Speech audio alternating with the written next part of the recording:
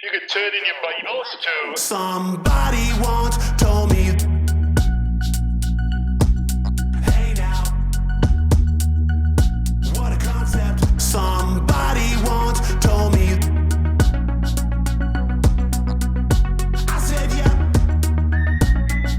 Go for the motorcycle. Hello and welcome back to Somebody Once Told Me, the podcast exploring the voice of Christ and his church in the book of Psalms. Woohoo!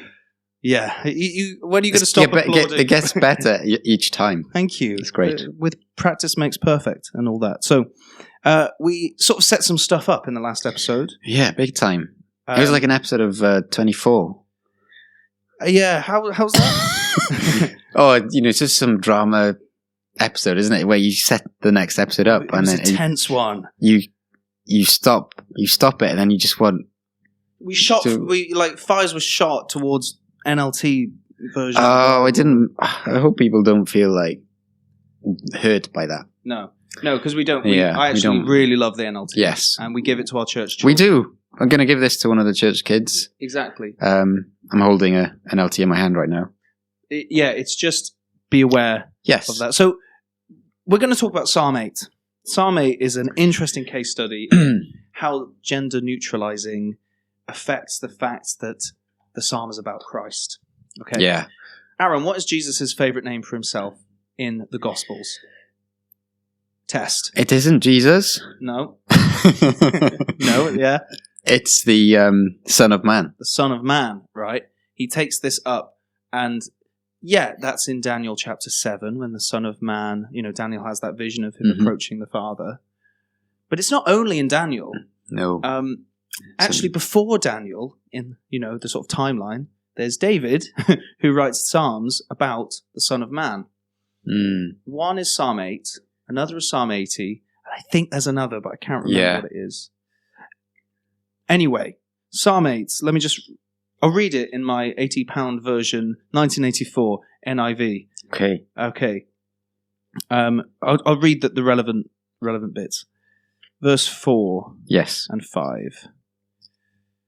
What is man that you're mindful of him? The Son of Man that you care for him. Mm-hmm. You made him a little lower than the heavenly beings and crowned him with glory and honor. Can you read it in the NLT? Yes. Okay, so what are mere mortals that you should think about them? Human beings that you should care for them? You made them only a little lower than God and crowned them with glory and honor. Now, listeners, tell me, do you hear this slight difference there? So we've got a singular and a gender-specific version that I read. What is man that you're mindful of him? The Son of Man that you care for him. I suppose that specifically that second one, the Son of Man, you care for him. You made him lower than the angels, and then you've crowned him with glory and honor. Now, we'd say Psalm 8 is about Jesus. And I think the reason why I can confidently say that is because the Bible interprets itself. Hebrews chapter 2 quotes Psalm 8. And the whole thing in Hebrews 1 and 2 is that Jesus is superior to the angels. Yeah.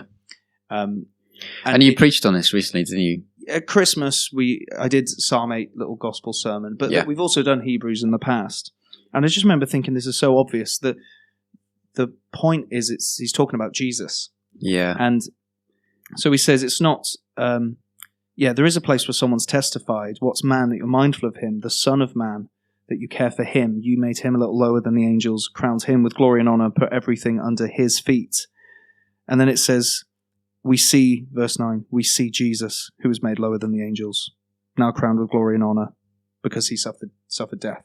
Yeah. So it's just saying, it's Jesus we see, who's the Son of Man, who was made lower than the angels and is now crowned with glory and honor. Yeah. So Hebrews 2 is helping us understand Psalm 8. Psalm 8 is about Jesus, who's superior to the angels and yet for a time was made lower than them, before then ascending to be the name above every name, crowned with glory and honor. Yeah.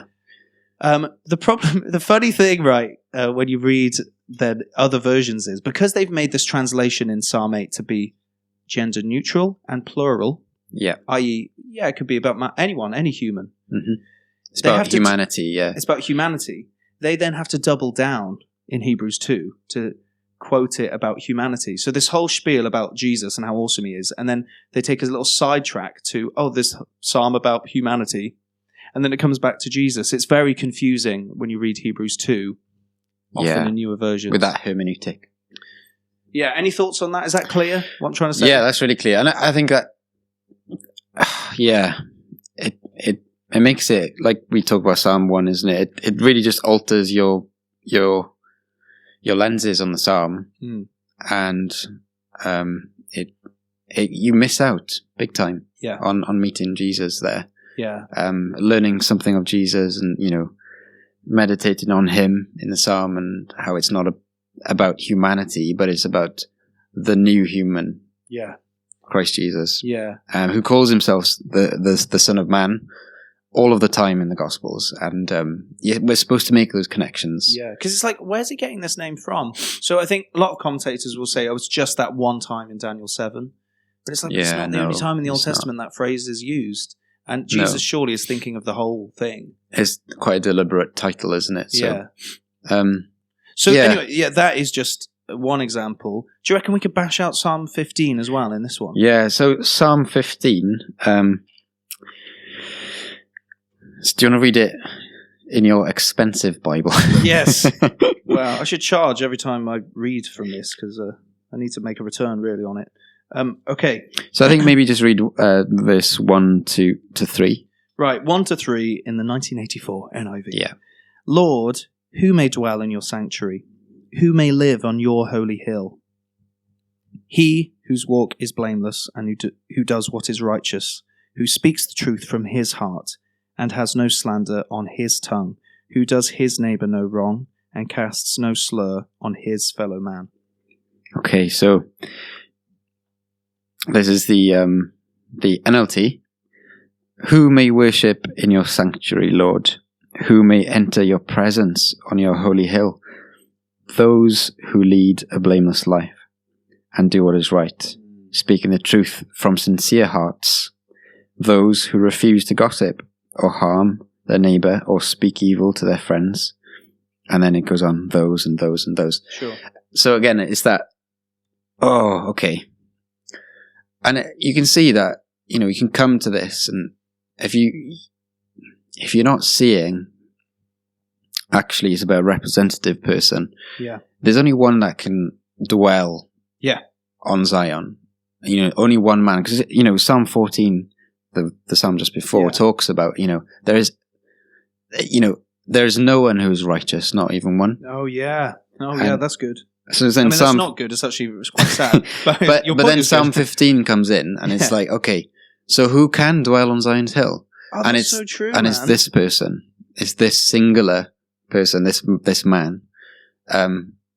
It's not those who do this, because then you're into like moralizing and you're trying to work yourself up to heaven.